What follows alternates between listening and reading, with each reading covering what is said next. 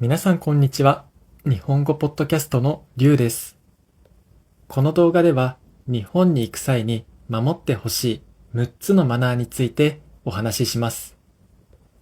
このマナーが守れていないと日本人から信頼されなくなったり、気づかないうちに迷惑をかけてしまうこともあります。日本へ旅行に行きたい、日本に住みたいと考えている方は、ぜひこの動画を見て基本的なマナーやルールについて知っておきましょう。まず一つ目は温泉・銭湯に関するマナーです。日本を訪れた際、ぜひ体験していただきたい文化の一つが温泉や銭湯です。日本の大きなお風呂は心身の疲れを癒してくれる、とてもリラックスできる場所ですが、日本ならではの大切なルールやマナーがいくつか存在します。初めて利用される方にとっては少し戸惑うこともあるかもしれませんが、基本的なポイントを知っておくことで誰でも安心して楽しむことができます。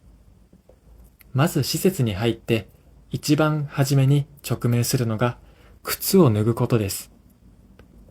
日本の多くの温泉や銭湯では建物の入り口の前で必ず靴を脱ぎます。靴のまま上がってしまうと床が汚れてしまうため、必ず下駄箱にしまうか指定された場所に置いてから中へ進みましょう。そして脱衣所に入ったら服をすべて脱ぎますが、ここで多くの方が驚かれるのが、日本の温泉や銭湯は基本的に水着を着ずに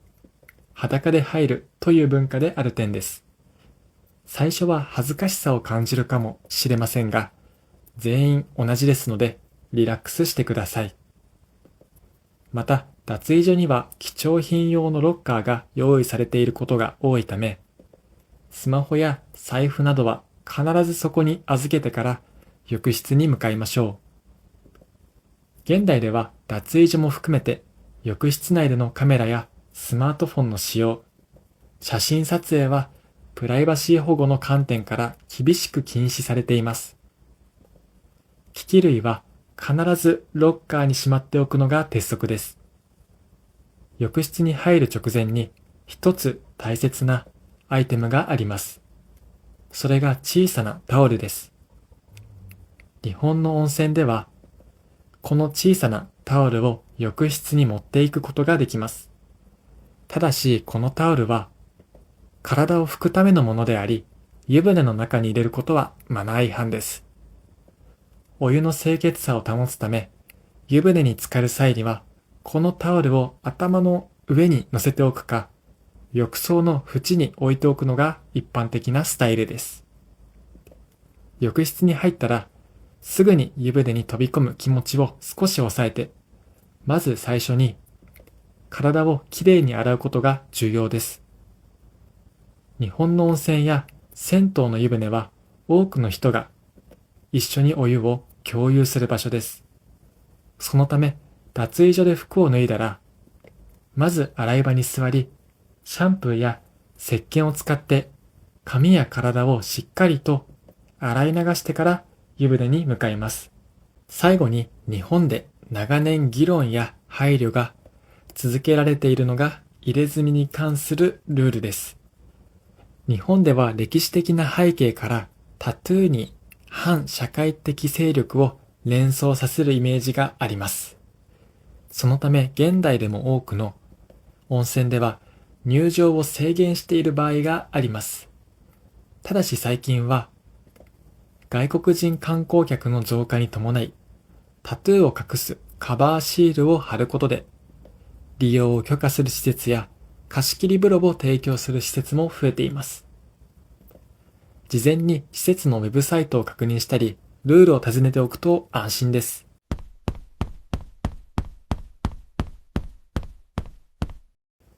二つ目は、電車やバス車内でのマナーについてです。日本の電車やバスなどの公共交通機関は、毎日多くの通勤客や学生、観光客が利用する非常に大切な生活インフラです。まず最も驚かれることが多いのが、車内での通話に関するマナーです。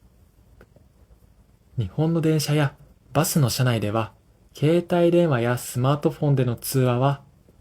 原則としてマナー違反とされています。車内を見渡すと、多くの方が静かに本を読んだり、スマートフォンでメッセージを確認したり、あるいは眠ったりして過ごしています。そんな静かな空間で、突然大きな声で電話が始まると、周囲の乗客は非常に驚き、落ち着かない気持ちになってしまいます。そのため急ぎの連絡であっても、電車やバスに乗っている間は通話を控え、メッセージアプリなどで済ませるか、どうしても必要な場合は駅を降りてから話すのが一般的なマナーとなっています。次に大切なのが、音漏れやスマートフォンの使い方についての配慮です。動画を視聴したり、音楽を聴いたり、ゲームをプレイしたりする際には、必ずイヤホンやヘッドホンを使用するのがマナーです。そして多くの人が利用する空間だからこそ気を使いたいのが、荷物の持ち方と座席の譲り合いです。大きなバックパックやリュックサックを背負ったまま混雑した車内に乗ると、後ろに立っている他の方の顔や体に当たってしまい、迷惑やトラブルの原因になります。そのため、混雑している車内では、リュックは背中から下ろし、体の前で抱え込むように持つのがスマートなマナーです。また、座席に座る際にも、足を大きく広げたり、必要以上にスペースを取ったりせず、他の方が座れるよう、スペースを譲り合う心がけが大切です。高齢者、お体の不自由な方、妊娠中の方、あるいは小さなお子様連れの方を見かけた際には、ぜひ席を譲ってあげてください。三つ目は、日本にはチップの習慣がないということです。日本にはホテルやレストラン、タクシーといったサービスを受ける場面において担当してくれたスタッフに感謝の気持ちとしてチップを渡すという習慣がありません。世界中の多くの国や地域では受けたサービスの対価として料金の数%を上乗せして支払ったり、紙幣をそのまま渡したりすることが一般的であるため、日本を訪れた外国の方々の中には、本当にチップを渡さなくて大丈夫なのだろうか、失礼に当たらないだろうか、と戸惑われる人もいるかもしれません。日本でチップを渡そうとすると、かえってスタッフを混乱させてしまったり、慌てて断られてしまったりすることがほとんどです。日本の基本的な考え方として、提供されるサービス料やスタッフの人件費はあらかじめメニューに記載されている料金の中に全て含まれているとみなされています。そのため、別途でチップを上乗せする必要は全くありません。例えばレストランで素晴らしいおもてなしを受け、とても美味しかったので、感謝を伝えたいと思った時であっても、テーブルにお金を置いて席を立ったり、直接スタッフに手渡ししたりする必要はないのです。もしどうしてもその場で感謝の気持ちを形にして伝えたいと感じた場合には、お金を渡すのではなく、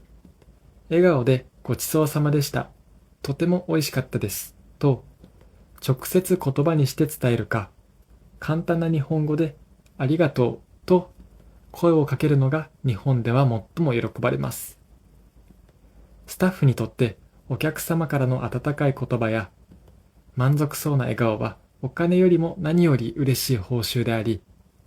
励みになるからです。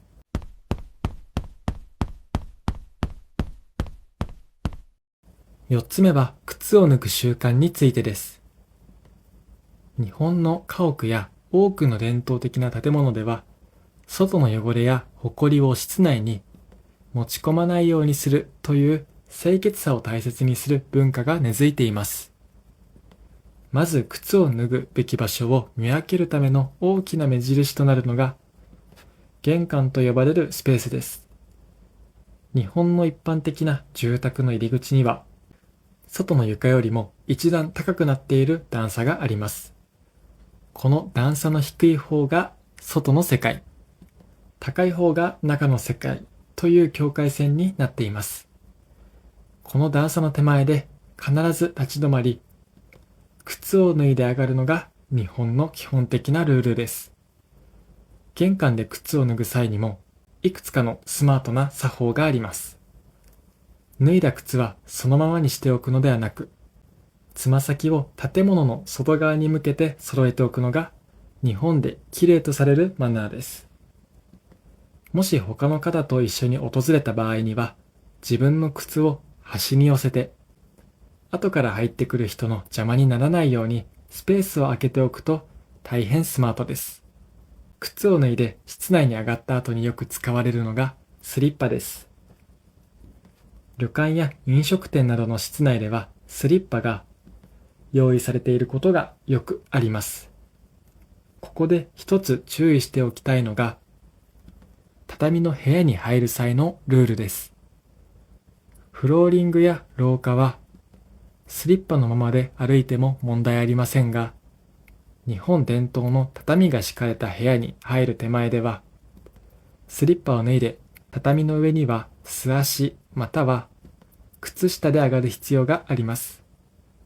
スリッパを履いたまま畳の上に上がってしまうと、畳を傷つけたり汚したりしてしまう原因になるため、畳の縁の手前でスリッパを脱ぐことを覚えておくと安心です。5つ目はゴミの分別と持ち帰りについてです。日本を旅行したり生活したりする中で、誰もが必ず直面するのがゴミの捨て方に関するルールです。日本の街中ではゴミ箱が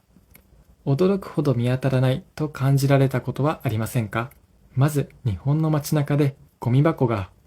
非常に少ない理由と、それに伴うゴミの持ち帰りという基本ルールについてお話しします。日本では衛生管理、また街の景観を美しく保つという目的から、ゴミ箱が設置されていない場所が多くあります。そのため外出先でペットボトルや紙コップ、買い物のレシートなどのゴミが出た場合には、基本的には自分でバッグなどにしまい、宿泊先や自宅まで持ち帰るのが日本の一般的なスタイルです。もちろん全くゴミ箱がないわけではありません。例えばコンビニエンスストアのレジの横や駅のプラットフォーム、自動販売機のすぐ隣には専用のゴミ箱が設置されていることがあります。ただしここで注意しなければならないのが、それぞれのゴミ箱に入れられるものの種類です。例えば自動販売機の横にあるゴミ箱は、基本的にその自動販売機で買った飲み物の空き缶やペットボトルを回収するためのものです。そのためお弁当の容器や個包装のプラスチックなどを一緒に捨ててしまうと、ゴミ箱が溢れたり分別が難しくなったりしてトラブルの原因になってしまいます。自動販売機のゴミ箱を使うときは、ボトルや缶以外のものを入れないように気をつけましょう。6つ目は飲食店への飲食物の持ち込みについてです。日本の一般的な飲食店では、事前の特別な許可や相談がない限り、外部からの飲食物の持ち込みは基本的に禁止されていることがほとんどです。これには日本ならではの飲食店の運営スタイルや安全・衛生管理上の大切な理由があります。日本のレストランや居酒屋、カフェなどの多くは、お店が厳選した食材を調理し、最適な状態で提供すること、そしてお酒や料理の売り上げによってお店の経営を成り立たせることを基本としています。そのためお客様が外部から買ってきた飲み物や食べ物を自由に持ち込んでしまうと、お店の衛生管理の責任の所在が曖昧になってしまったり、お店が提供する料理とのバランスが変わってしまったりするため、一般的には歓迎されません。特に注意が必要なのが、スーパーやコンビニエンスストアで購入したペットボトルの飲み物や缶ビール、あるいは他店で買ったお菓子などをそのまま飲食店の中でテーブルに出して飲食してしまうケースです。これらは日本の多くの飲食店において明確なマナー違反とみなされてしまうため、カバンの中にしまっておくのが無難です。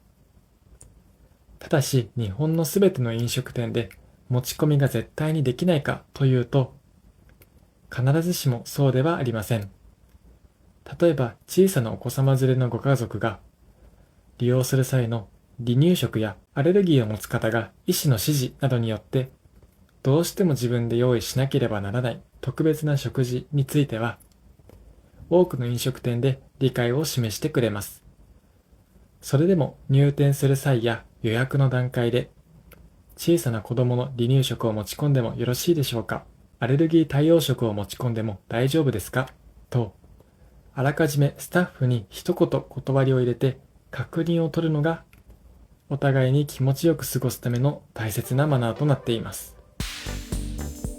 いかがだったでしょうか。いろんなマナーやルールがあり、難しかったかもしれません。ただ不安に思う必要はありません。何かわからないことがあれば、ぜひ周りの日本人に聞いてください。基本的に親切な人が多いので、教えてくれると思います。ただ英語を話せる日本人は少ないので、日本語で話すか、翻訳アプリを使うといいでしょう。ぜひ今日紹介した6つのマナーを守り、日本を楽しんでください。いつも動画を見てくれてありがとうございます。皆さんのチャンネル登録と高評価が励みになっています。また次回の動画でお会いしましょう。